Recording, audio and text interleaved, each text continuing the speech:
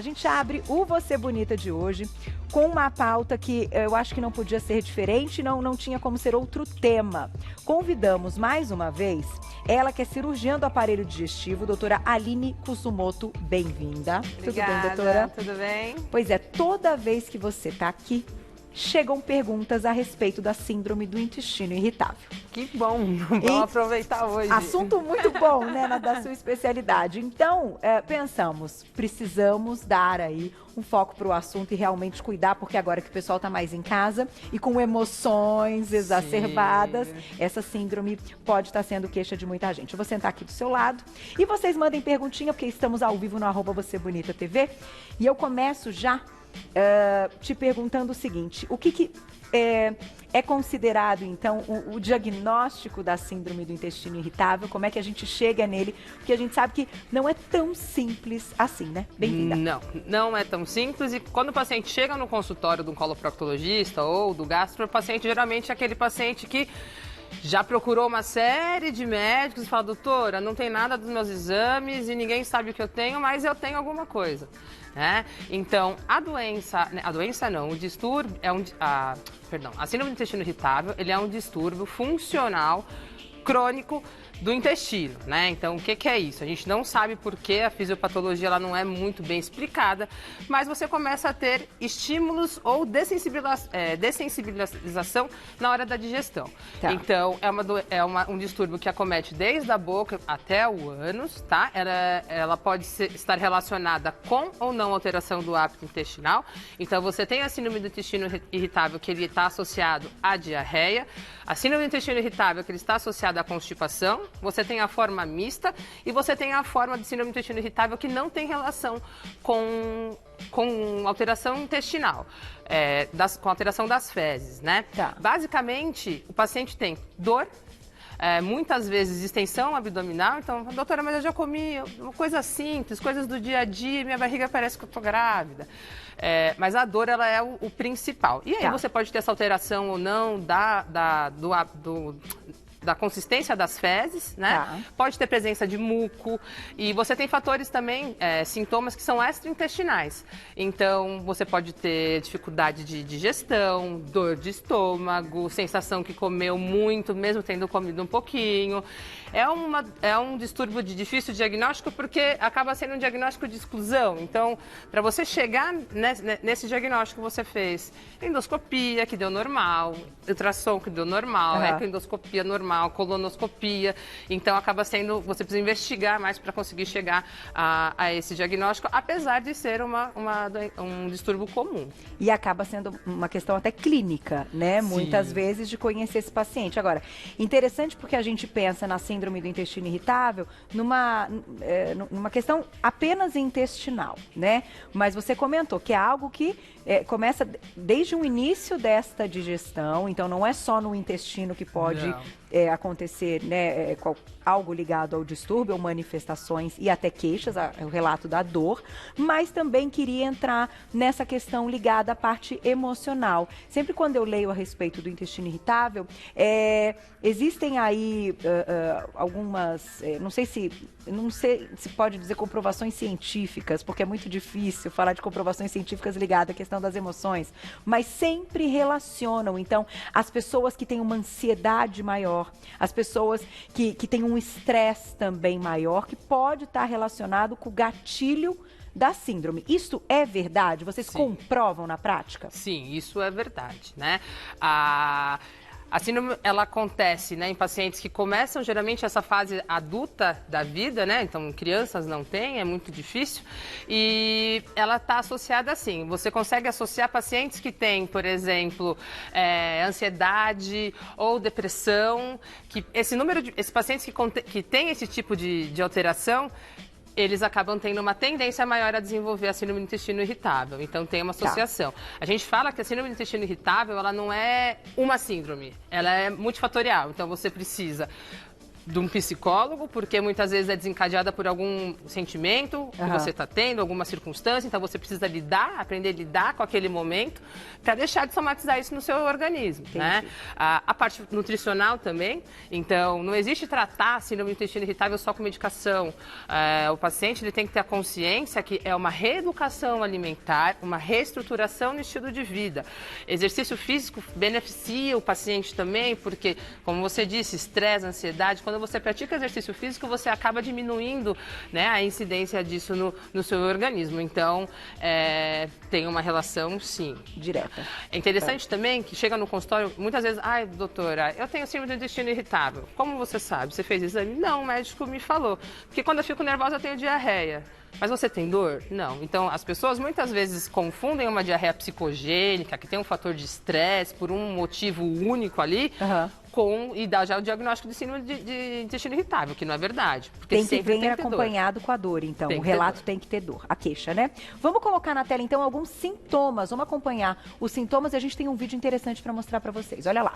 Quando a gente fala dos principais sintomas, é um desconforto abdominal, dor, como a doutora comentou, cólicas, alternância entre períodos de diarreia e prisão de ventre, flatulência exagerada e sensação de esvaziamento incompleto do intestino. Dá uma olhada nessas imagens aí, a doutora pode explicar pra gente. Então, aqui eles estão mostrando como que funciona, né? Então, você tem a forma de síndrome do intestino irritável diarreica, que é quando você tem essa desmotilidade, então o intestino ele acaba recebendo estímulos do qual você hiperestimula a evacuação, hiperestimula o peristaltismo. O intestino grosso, nesse caso, ele está mostrando que você tem a diarreia porque você não consegue fazer a absorção da água. A absorção da água ela é feita no intestino grosso, né?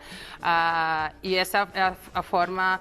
Essa forma que vai aparecer agora é a forma constipante. Então, o intestino ele acaba recebendo estímulos, mas não é o suficiente para produzir o peristaltismo naquele momento.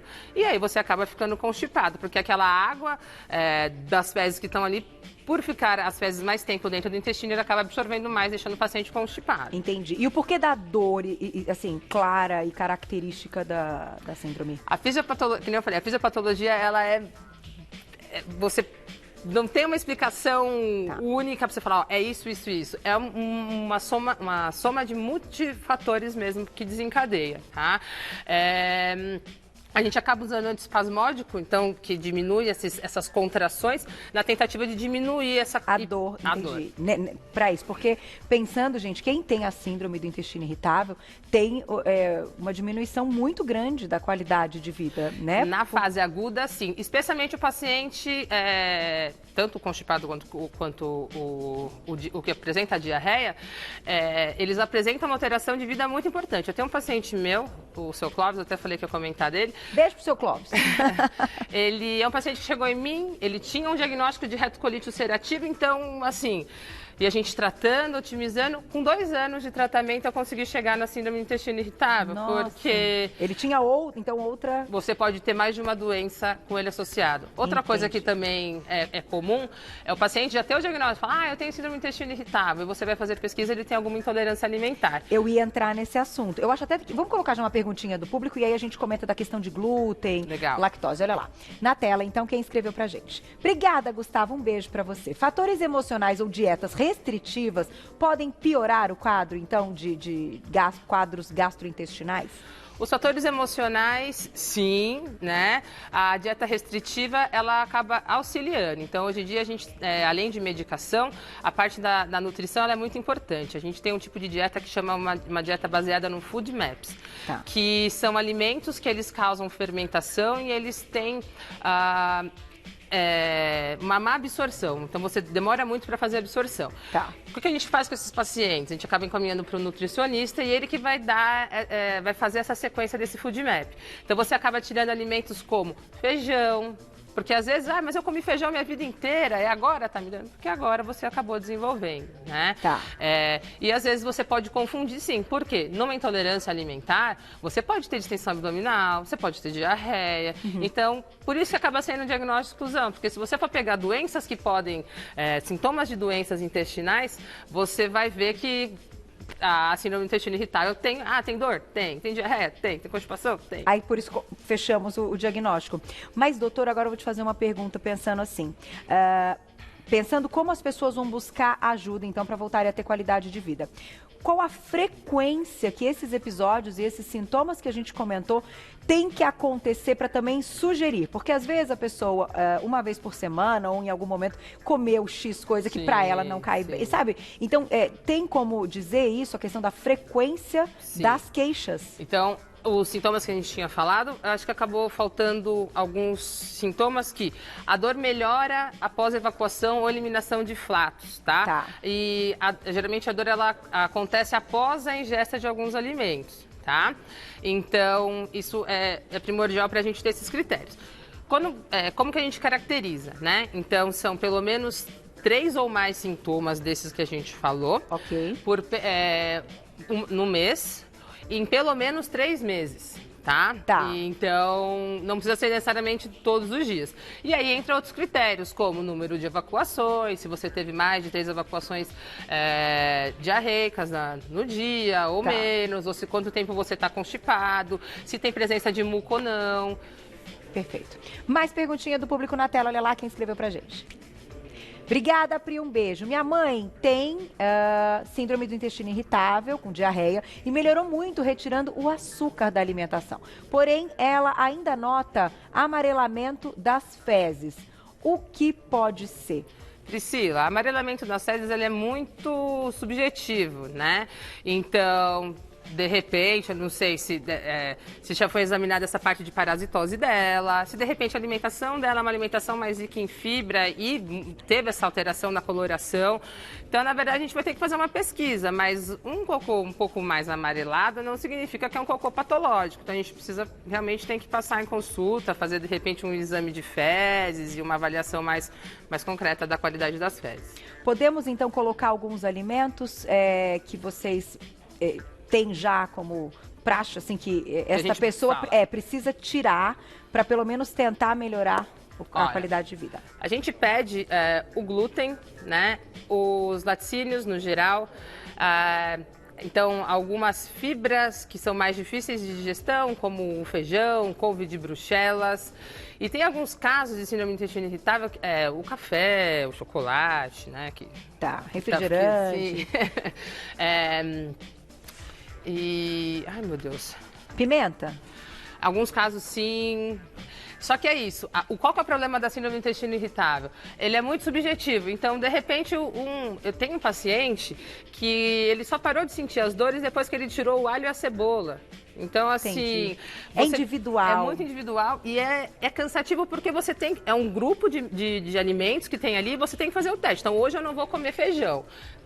Teve dor? Não teve. Então, depois de amanhã eu vou comer feijão. Teve dor? E você tem que fazer o teste. E é uma série de repente, anotar, né?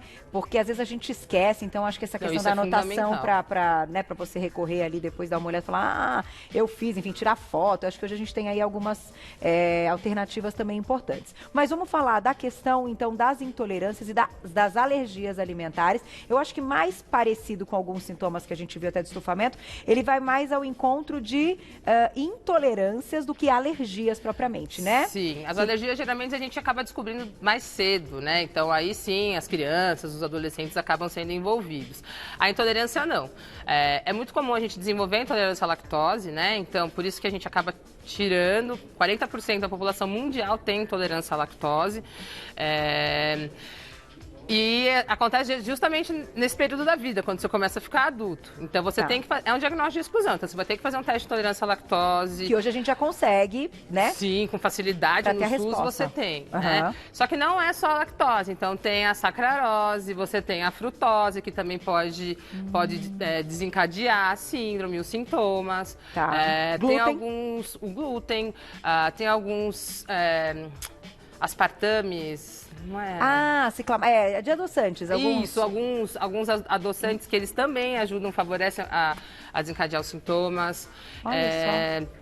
É uma pesquisa contínua É uma investigação mesmo. Exatamente. E é interessante, que bom que hoje a gente tem exames, então, ligados à questão das intolerâncias, porque daí fica mais fácil para vocês médicos também irem excluindo. Agora, você citou uma questão que eu acho que vale aqui para o nosso papo, né? De intolerância à lactose. Você disse que 40% é um número altíssimo, né? E tá ligado, então, à enzima. Não é? Que vai digerir a lactase. Então, vamos lá. A lactose, ela é um carboidrato complexo. O que é isso? Ele precisa ser quebrado para você absorver ele no seu organismo. A partir do momento que você não tem a enzima que quebra esse carboidrato... Que é a lactase. Que é a lactase. Isso, é a lactase. Tá. A partir do momento que você não produz mais a lactase, esse carboidrato ele passa direto no intestino delgado. Quando ele chega no intestino grosso, ele acaba encontrando bactéria. E quando essa bactéria pega essa lactose, ele acaba... desenvolvendo, produzindo metano, que produz gás e causa essa forma, a diarreia. É como se proliferasse. Exatamente. É um espaço que prolifera coisas que vão, enfim, ruins pra gente. Só que, por exemplo, um paciente com intolerância à lactose, você consegue dar a enzima que ele não produz e ele tem uma vida normal. Sem dúvida. Né? E muitas vezes você trata o paciente e mesmo assim ele continua com quadro de dor. Então, no caso dessa paciente que perguntou aqui das fezes amareladas, as fezes nem é uma coisa que me chama tanta atenção. Mas se ela tem dor, ela parou de comer o açúcar, mas ela ainda tem dor, ela pode ser que tenha alguma outra intolerância. Massagens são indicadas? Aquelas massagens, olha, hoje tem muitas, inclusive na internet, a gente tem que ficar até atento se estão sendo ensinadas de forma correta, mas fazendo sentido horário, enfim. Para ajudar? Para ajudar. É efetivo? Sim, a gente faz em criança. Né? Não é isso que vai realmente fazer você evacuar, mas ajuda. Tá? Mal não faz, é que nem a história da vovó. Daqui a pouco vão ter histórias aí da vovó pra gente ver se é mito ou verdade. Tem mais perguntinha do público, quem escreveu pra gente na tela, olha lá. Obrigada, Joana, um beijo pra você. Por até quanto tempo, então, é considerado normal prisão de ventre e diarreia? Bom, o ideal para evacuar, né, ou você evacua todo dia sim, dia não. Mais de 2 dias a gente tem que começar a avaliar, né, se realmente o paciente tem alguma alteração no trânsito intestinal ou se esse paciente não está comendo a quantidade de fibras ou se hidratando, praticando exercício, tá? Então, assim, a gente considera um paciente constipado um paciente que está há mais de 2 dias sem evacuar e que apresenta suas fezes ressecadas. No caso da diarreia, você tem diarreia aguda e diarreia crônica, né? Então, o paciente que tem mais de 2 semanas de diarreia, é um paciente que precisa ser investigado, porque isso pode ser uma parasitose, alguma infecção por alguma bactéria, alguma virose, né? Não é uma coisa normal. Teoricamente, se você come alguma coisa que te fez mal, que te dá uma diarreia, o seu organismo ele tenta eliminar isso e é um tempo meio que autorregulável ali. Você não vai passar de 5 dias com diarreia. Passou disso, tem que procurar o médico mesmo, que muitas vezes você precisa de uso de antibiótico ou uso de antidiarreico, no caso, se você tiver acima do intestino irritável, né? Então, é pesquisa mesmo. Chegou uma pergunta da Gisele pra gente, um beijo pra Gi. Ela pergunta o seguinte, ela tem intolerância à lactose, certo? E ela tem refluxo. O refluxo também pode estar associado, enfim, ele vai fazer parte mais um quadro dessa intolerância ou até da síndrome do intestino irritável?